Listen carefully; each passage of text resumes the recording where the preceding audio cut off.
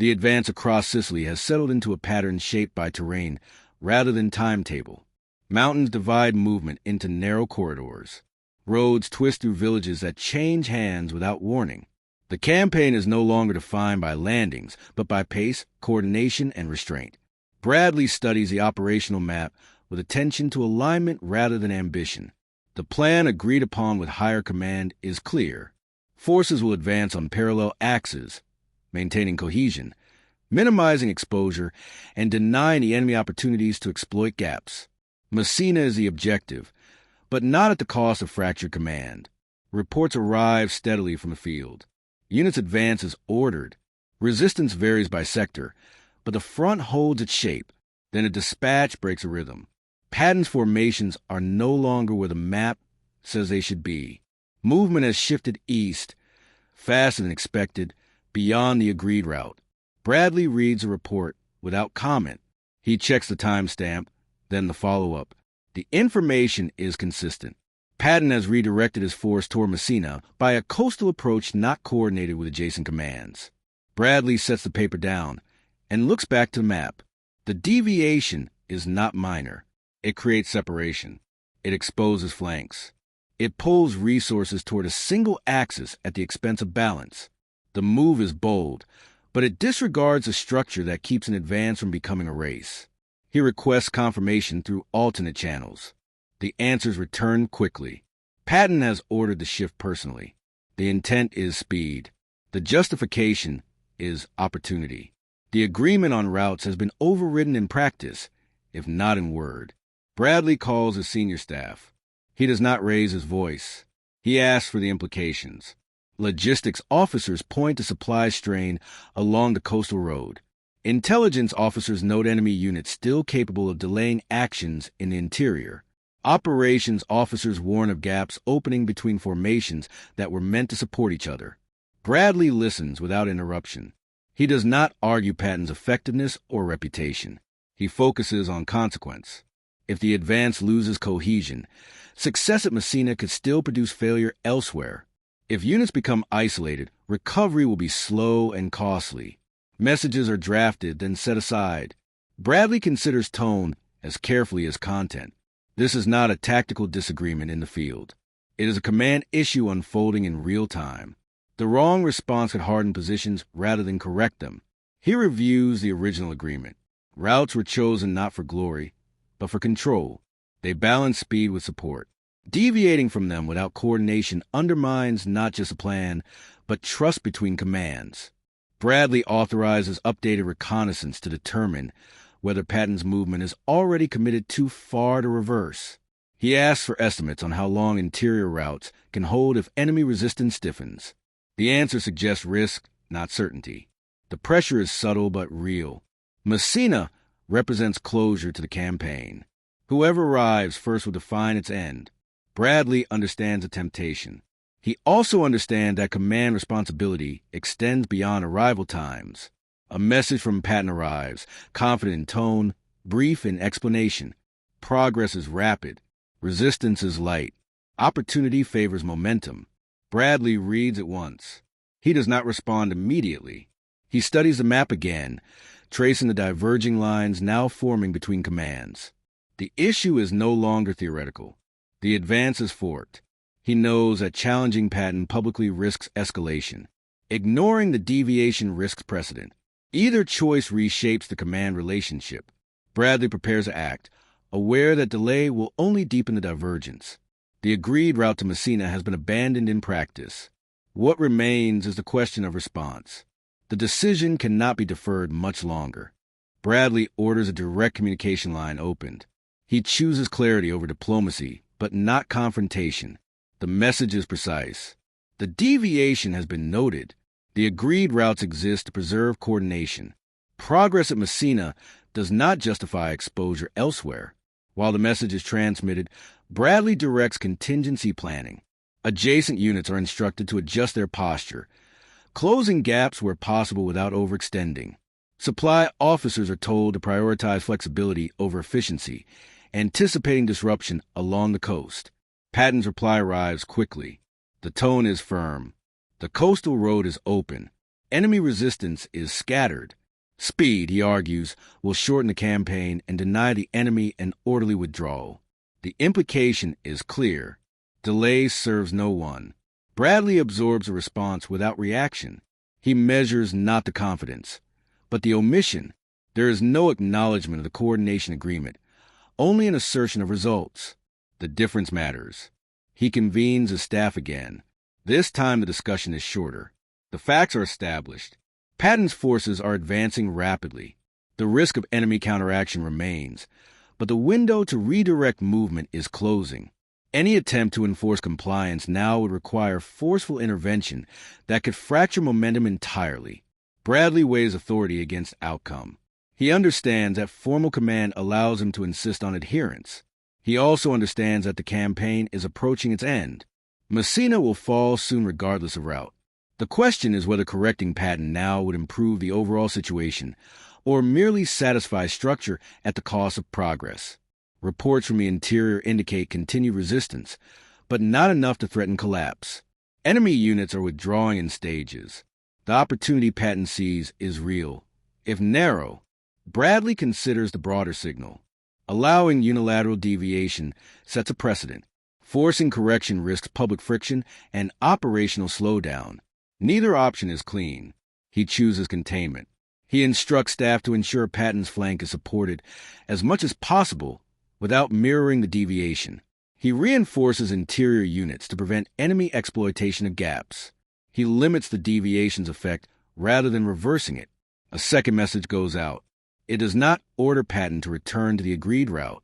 It demands regular coordination and clear reporting. It asserts oversight without direct obstruction. The response acknowledges a requirement. Movement continues. Bradley watches the advance unfold across his map. The coastal push accelerates. Resistance remains light, then sporadic. Enemy formations focus on evacuation rather than defense. The race to Messina becomes a fact rather than a possibility. Bradley ensures that no other units follow the deviation without approval. He preserves structure where he can, accepting that one axis has already escaped it. As Patton's forces close on Messina, the campaign's end becomes imminent. The deviation has not produced disaster. It has produced imbalance, managed but not erased. Bradley records the sequence carefully. He does not frame it as defiance or genius. He frames it as divergence managed under constraint. The question of reaction shifts from immediate correction to post-operation accountability. For now, the priority remains closure. Messina comes into reach. The advance cannot be recalled. Bradley prepares for what follows. Patton's forces enter Messina ahead of schedule, their movement defined by speed and initiative rather than alignment. The city offers little resistance. Enemy elements have already begun evacuation across the strait. The campaign in Sicily reaches its operational conclusion not through convergence, but through arrival. Bradley receives confirmation of the entry without ceremony. He marks the objective as secured, then turns his attention to what remains unresolved. The deviation has not altered the outcome, but it has reshaped the process by which it was achieved. He orders consolidation rather than celebration. Units are instructed to secure lines, account for stragglers, and prepare for transition. The immediate pressure of movement lifts, revealing the structural consequences of the final push. Reports from the interior indicate that enemy units escape in greater numbers than anticipated. The coastal focus accelerated the race, but narrowed the net. Bradley notes the trade-off. Speed gained closure. Control lost opportunity. Communication with higher command follows. Bradley frames a conclusion in operational terms. Messina is taken. The enemy withdrawal was incomplete, but significant. Coordination challenges emerge late in the advance. He does not assign blame in the report. He describes actions and effects. The deviation occurred. The advance succeeded. The implications will be addressed separately. Privately, Bradley considers the moment when the agreed route was ignored. He understands Patton's logic. He also understands its cost. Command exists to balance impulse with system. When impulse overrides system, success becomes dependent on fortune rather than structure. The relationship between the two commanders absorbs the strain without rupture. Patton's achievement is visible. Bradley's restraint remains less so. Both will shape future operations. As planning begins for the next phase of the war, the episode becomes reference rather than argument. Routes and agreements will be defined more tightly. Oversight will be clearer. Autonomy will be bounded by expectation rather than assumption. Bradley does not seek to relitigate the advance. He focuses on lessons that preserve cohesion under pressure. The campaign in Sicily demonstrated both the power and the risk of initiative. In the aftermath, Bradley maintains professionalism. He neither rebukes publicly nor endorses privately. He allows the record to stand as it is, trusting that outcomes carry their own instruction. Messina marks the end of one campaign and the beginning of another. The memory of divergence remains, not as grievance, but as context. Bradley prepares for the next operation with that context in mind, aware that leadership under pressure often reveals not only capability, but friction. The agreed route was ignored. The objective was taken. The cost was subtle and therefore enduring. Bradley moves forward, carrying both result and reminder. The immediate aftermath settles into administrative rhythm, but the implications linger beneath it. With Sicily secured, attention shifts toward the next theater. Yet the manner of the campaign's conclusion influences every preparatory discussion that follows. The question is no longer how Messina was taken, but how command coherence will be preserved when pressure returns. Bradley reviews after-action reports with the same discipline he applied during the advance. Timelines are compared against intentions. Deviations are noted without emphasis. He focuses on where coordination absorbed strain and where it nearly failed. The coastal dash stands out not as an anomaly, but as a stress test the system barely contained. In briefings with senior commanders, Bradley reinforces a principle without naming the incident. Initiative is valued. Alignment is required. Speed must serve structure, not replace it. The language is measured, but the expectation is firm. Patton's performance is acknowledged for what it achieved. Bradley does not contest the capture of Messina. He situates it within a broader frame. The war ahead will demand rapid movement across larger fronts, under tighter political and logistical constraints. What worked once through fortune and momentum may not survive repetition. The dynamic between the two commanders settles into a clearer shape. Authority is reasserted through process rather than confrontation. Planning for future operations incorporates narrower tolerances for unilateral deviation. Routes, boundaries, and reporting requirements are defined with less room for interpretation.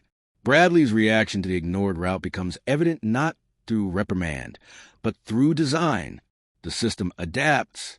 Command relationships are clarified. Oversight tightens quietly.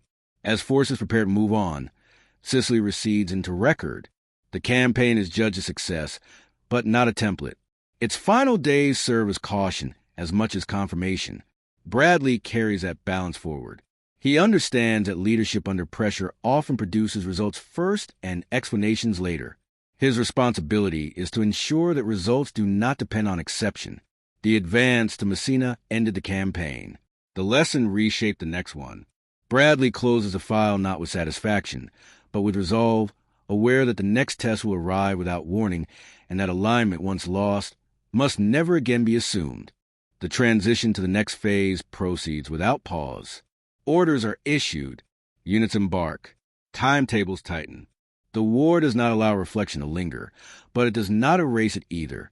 What occurred on the road to Messina informs how authority is exercised afterward, even when unspoken. Bradley's reaction, measured and restrained, becomes part of his command pattern. He does not seek to suppress initiative, but he channels it.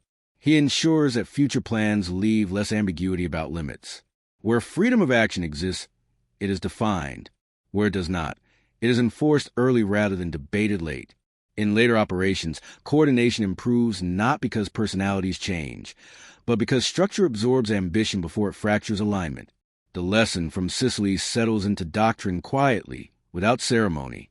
Bradley understands that wars are not only decided by who arrives first, but by how forces arrive together.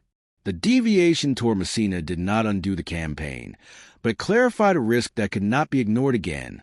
The moment Patton ignored the agreed route did not provoke open conflict. It provoked recalibration. That recalibration outlasts the campaign itself. As new fronts open and pressure returns in greater measure, the memory of Sicily remains present in planning rooms and command decisions. It serves not as warning, but as reference. Bradley moves forward carrying that reference with him, focused not on past divergence, but on future cohesion. The objective was taken. The system endured. That balance becomes a standard by which the next decisions are made.